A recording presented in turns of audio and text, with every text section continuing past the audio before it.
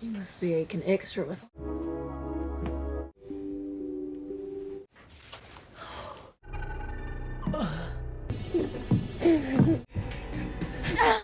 I hope you all. कहानी की शुरुआत होती है अंधेरी रात में सुनसान जंगल को दिखाते हुए, जहां पर एक आदमी किसी से डर कर भाग रहा था। तभी हम उसके पीछे एक दूसरे आदमी को हाथ में चाकू लिए देखते हैं, जो उसे बुरी तरह से मार देता है और फिर उसे घसीटते हुए अपनी वैन में ले जाता है। इसके बाद सीन शिफ्ट होता है केत की फैमिली पर, जो इसी जंगल में कैंपिंग करने के लिए आए हुए थे। केत अपनी फैमिली के लिए खाना बनाता है, लेकिन उसकी बेटी एमी खाना खाने से मना कर देती है और फोन पर बात करते हुए जंगल के अंदर चली जाती है। इधर केत के पास दो लड़के आते हैं और उससे अपने एक साथी के बारे में पूछते हैं, जिसका मर्डर कल रात इस जंगल में हुआ था। केत इन दोनों लड़कों से कहता है कि हम तो अभी हाल ही में यहाँ कैंपिंग के लिए आए हैं। तभी केत का बेटा जेफरी इन लड़कों को चॉकलेट देता है, जिसे ये खाने लगते हैं। इतने में ही यहाँ एमी भी आ जाती है। केत एमी को वैन में जाकर बैठने के लिए कहता है, जिसके बाद वह वैन में चली जाती है। फिर वो लड़के केत से कहते हैं कि हम एक बार आपकी वैन को चेक करना चाहते हैं, क्योंकि हमें लगता है कि हमारा साथी आपकी वैन में है। यह सुनकर केत उन लड़कों से कहता है कि माफ करना, पर हमें वापस अपने घर जाना है और हमें काफी देर हो रही है।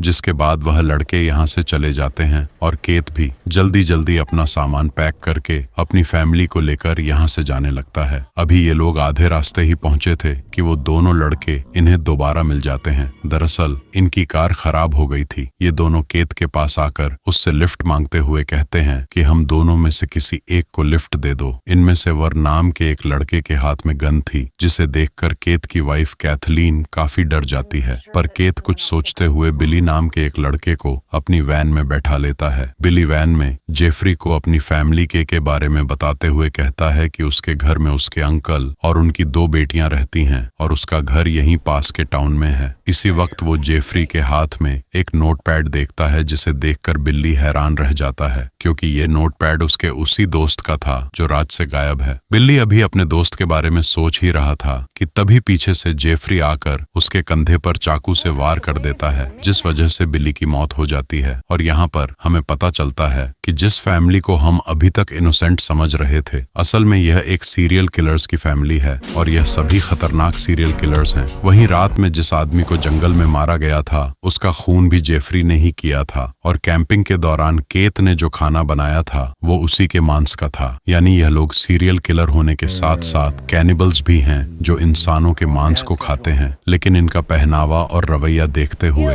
कोई भी इस फैमिली पर शक नहीं करता है। बिल्ली की जान लेने के बाद यह लोग उसके शरीर को छोटे छोटे टुकड़ों में काट देते हैं और उन्हें पैक करके फ्रीजर में रख देते हैं। वहीं कैथलीन अपनी बेटी एमी को बिल्ली की आंख देती है। जेफरी जब यह देखता है तो वो अपनी माँ से कहता है कि यह आंख आपको मुझे देनी चाहिए, क्योंकि बिल्ली को मैंने मारा है। यह सुनकर कैथलीन जेफरी से कहती है कि मैं यह आंख एमी को इसलिए दे रही हूँ क्योंकि वो अपने ऊपर कंट्रोल रखती है, किसी को भी ऐसे ही नहीं मार देती। अब ये लोग बात कर ही रहे थे कि इतने में बिल्ली का फोन रिंग करने लगता है, जिसे कि तोड़ देता है और फिर यह फैमिली अपने अगले शिकार की तलाश में बिल्ली के घर पहुंच जाती है, क्योंकि बिल्ली ने इन्हें बताया था कि उसकी फैमिली में उसके अंकल और उनकी दो बेटियां जो उसी के घर में ही रहते हैं। यह फैमिली जैसे ही इस घर में पहुंचती है, वैसे ही जूलियन नाम की एक लड़की दरवाजा खोलती है, जिसके सामने यह लोग बहुत ही इनोसेंट बनने का नाटक करते हैं और उसे कहते हैं कि हमारी वैन खराब हो गई है, जिसे ठीक होने में वक्त लग सकता है, तो क्या हम आपके घर में थोड़ी देर के लिए स्टे कर सकते हैं। इससे पहले कि जूलियन कुछ कह पाती, सवना आकर इनसे कहती है कि थोड़ा आगे जाने पर टाउन आ जाएगा, वहां जाकर किसी होटल में रुक जाना। ये सुनते ही कैथलीन उससे कहती है कि हमें यहाँ बिल्ली ने भेजा है, वह हमें रास्ते में मिला था और उसी ने हमें यहाँ आने के लिए कहा था। अब अपने भाई का नाम सुनकर जूलियन और सवना इन्हें घर के अंदर ले लेते हैं और इन्हें खाने के लिए खाना भी देती है, लेकिन इन्हें यह खाना बिल्कुल भी पसंद नहीं आता, क्योंकि इन्हें तो इंसानों का मांस अच्छा लगता है। इतने में ही केत जूलियन से उसका फोन मांगता है, जिस पर जूलियन के फादर उसे बताते हैं कि इस घर में सिर्फ एक ही फोन है जो बिल्ली के पास रहता है। इसके बाद सवना कैथलीन से पूछती है कि अगर बिल्ली आपको रास्ते में मिला था तो वह खुद आपके साथ क्यों नहीं आया। ये सुनकर कैथलीन उससे कहती है कि नहीं, वो अपने दोस्तों के साथ था, इसलिए उसने हमें इस घर का एड्रेस बता दिया और फिर वहां से चला गया। लेकिन अब भी सवना उससे सवाल पर सवाल करती रहती है, जिससे तंग आकर यह फैमिली एक एक करके अपने हथियार निकाल लेती है। केथ जैसे ही सवना पर हमला करने वाला होता है कि तभी दरवाजे पर किसी की दस्तक होती है और जब जूलियन जाकर दरवाजा ओपन करती है तो यहाँ एक हट्टा कट्टा नौजवान खड़ा होता है जिसका नाम था बिग मैक,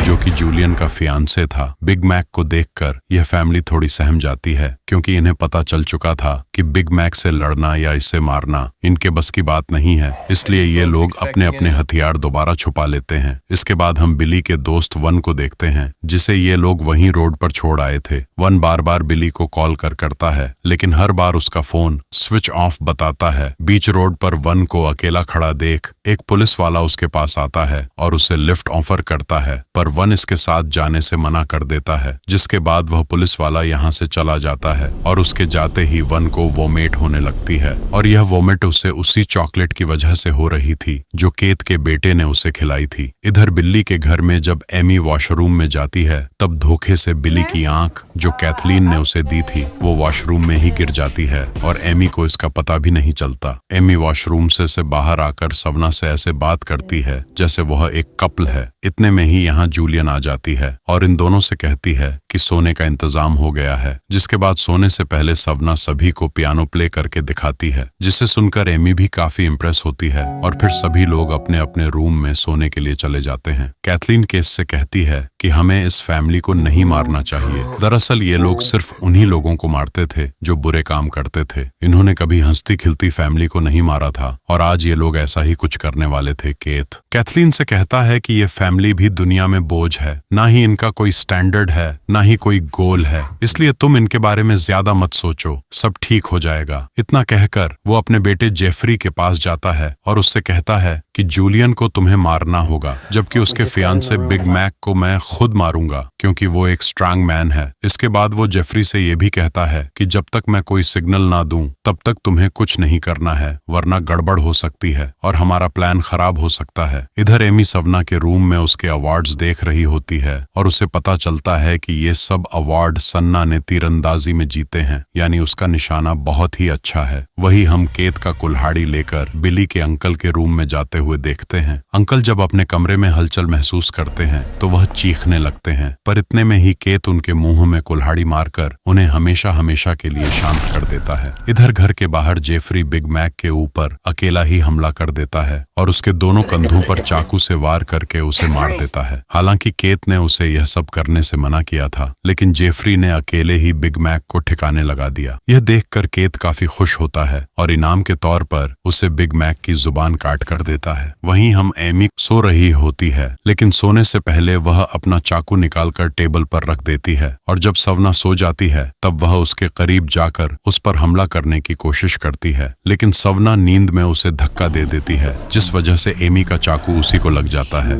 यह देखकर सवना जल्दी से उसके लिए फर्स्ट एड बॉक्स लेकर आती है और उसकी बैंडेज वगैरह करती है। वहीं एमी जब उसे अपना इतना ख्याल करते देखती है तो उसे बहुत बुरा लगता है कि वो इसे मारने वाली है। इसके बाद सवना जब फर्स्ट एड बॉक्स रखने के लिए बाहर जाती है तो वो इनकी वैन को देखकर उसके अंदर पहुंच जाती है और तब उसे बिग मैक की डेड बॉडी दिखाई देती है, जिसके बाद वो पूरा खेल समझ जाती है। इसके बाद जब हम जूलियन को देखते हैं जो वॉशरूम में वोमिट कर रही थी कि तभी उसकी नजर बिली की आंख पर जाती है जो एमी से गिर गई थी। इस आंख को देखने के बाद जूलियन समझ जाती है कि इनकी जान खतरे में है, इसलिए वो जल्दी से अपने डैड के रूम की तरफ भागती है और देखती है कि उसकी डैड को भी इन लोगों ने मार दिया है। इतने में ही कैथ आकर जूलियन को कैथलीन के पास ले जाता है और कैथलीन जूलियन को मारने के लिए जैसे ही आगे बढ़ती है वैसे ही उसके गले पर तीर आकर लगता है जो कि सुवन्ना ने मारा था और यहीं कैथलीन की मौत हो जाती है। एमी जब रूम से बाहर आती है तब वह अपनी माँ को मरा हुआ देखकर गुस्से में जूलियन को टॉर्चर करने लगती है ताकि सवना इन लोगों के सामने आ जाए, जिसके इसके बाद सुवन्ना जेफरी के गले पर चाकू रखकर इनके पास आती है, लेकिन तभी केत भी जूलियन की गर्दन पर चाकू रख देता है, जिस वजह से सवना जेफरी को छोड़ देती है और फिर यह लोग इन दोनों बहनों को बांध देते हैं। केत बिग मैक की जुबान को फ्राई करने लगता है और जूलियन से इसे खाने के लिए कहता है, पर वह मना कर देती है, जिसके बाद वह उसका अंगूठा काटकर उसे चूसने लगता है। यह देखकर सवना केत को डिस्ट्रैक्ट करने के लिए उससे कहती है कि तुम्हारी बेटी एमी लड़कियों में इंटरेस्टेड है और यह बात शायद तुम्हें पता नहीं है।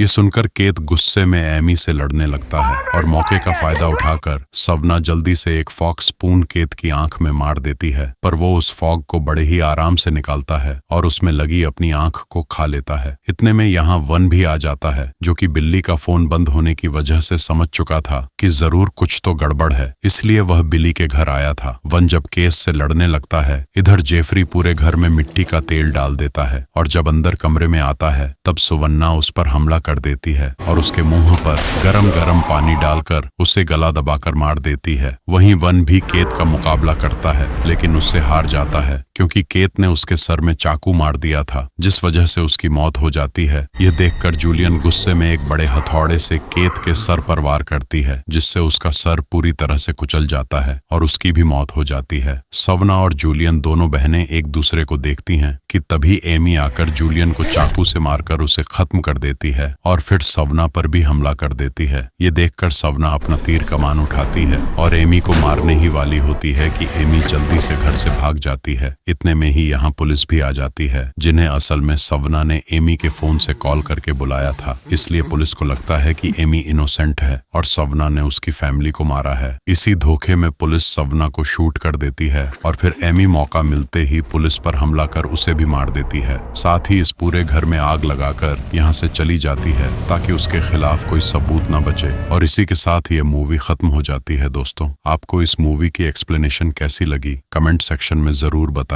वीडियो को लाइक और शेयर करें और चैनल को सब्सक्राइब करके बेल आइकॉन प्रेस करें।